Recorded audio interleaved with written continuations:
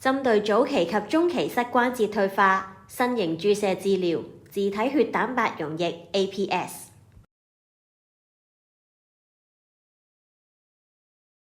膝關節係人體最常見退化嘅關節，退化性膝關節炎會導致疼痛，偶爾紅腫熱痛，活動後痛楚會加劇。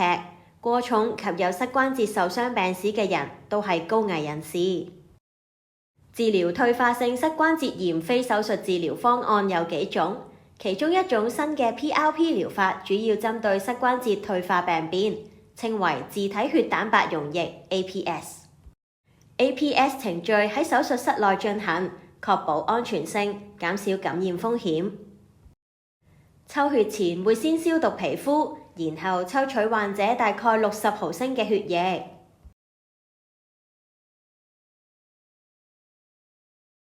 經過離心分離、濃縮加工，成功提取3至4毫升富含生長因子與抗炎因子嘅蛋白溶液。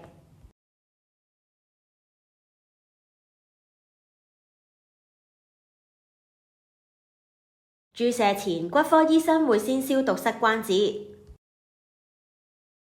然後醫生會將含有高濃度優質因子，包括抗炎因子以及生長因子嘅 APS 溶液注射到關節內。APS 溶液有助消炎、紓解疼痛，可以修復受損、退化嘅軟骨。APS 係單次注射療法，通常喺注射後2個月內顯現療效。由於採用患者自身血液成分，安全性高，亦極少引發過敏反應。APS 已獲取多個認證及註冊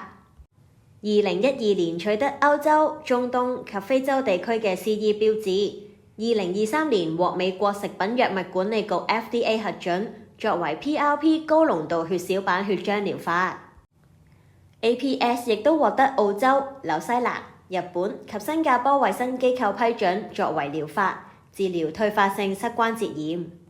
而喺香港同澳門就分別喺2016年同2018年開始引入，2020年喺香港衛生署註冊為醫療器械。治療退化性膝關節炎有唔同方法，各有成效同副作用，患者應該同主診醫生商量，揀出最合適嘅治療方案。